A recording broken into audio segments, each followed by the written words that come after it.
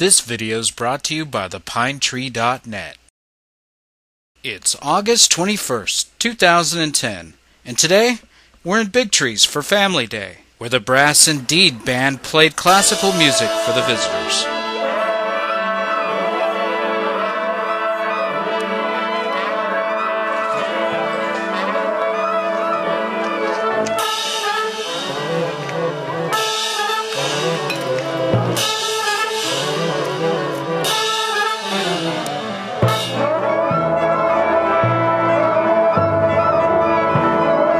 There's lots of things to do today, like carriage rides.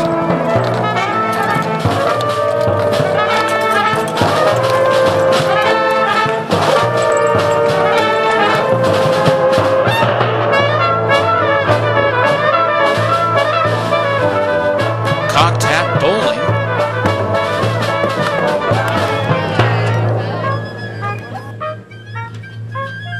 A reptiles display.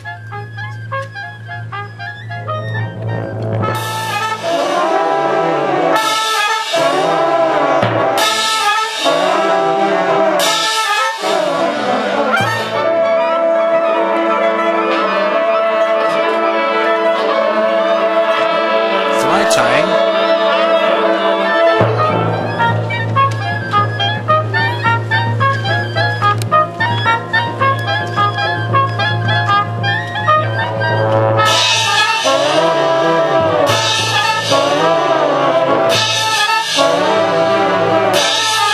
And a booth showing Miwok culture.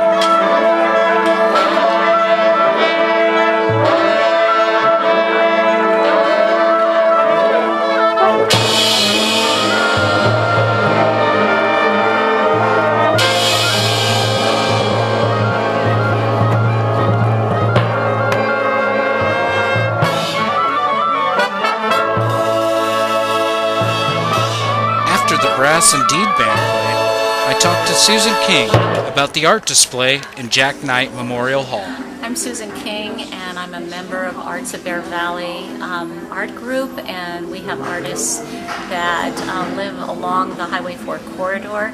And our group actually started 20 years ago with local artists, and we now have 3 major shows that we do each year. And we start off with the fair, the county fair show, and then we also go ahead and do our traditional Bear Valley show that's in conjunction with the music festival. And then this show here at Big Trees runs for 2.5 weeks, and it's our final show of the year.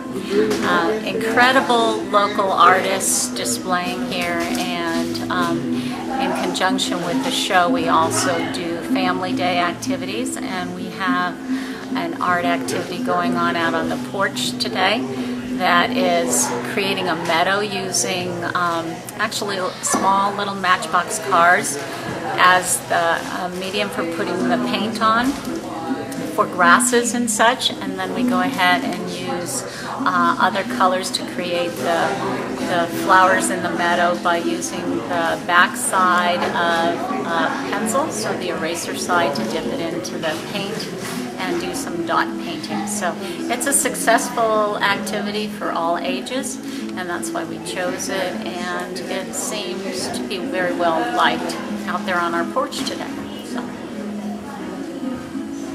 After talking with Susan King, I went to the Campfire Center to check out the Birds of Prey display. A lot of Native American headdresses used in the desert tribes, so our southwestern tribes. Look at their 2 big eyes. It's said that with their vision they could read a newspaper from one end of a football field to the other. The biggest problem, though, is that their 2 eyes weigh more than their brain.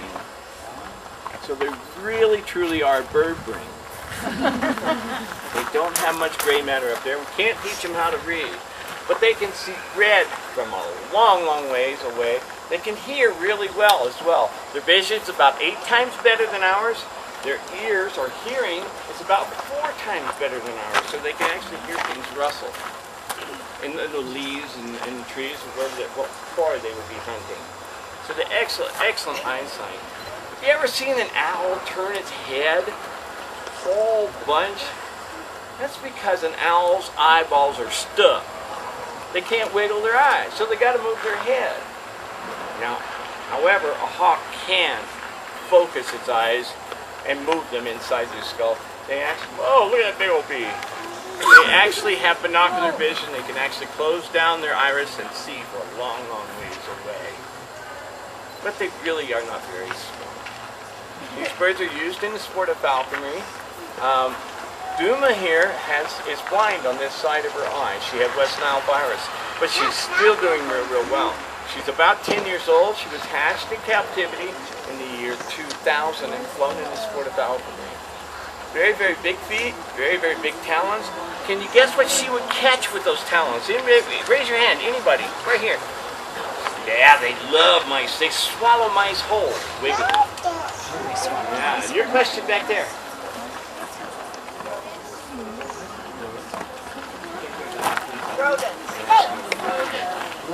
Yeah, they like rodents of all types. They also like snakes.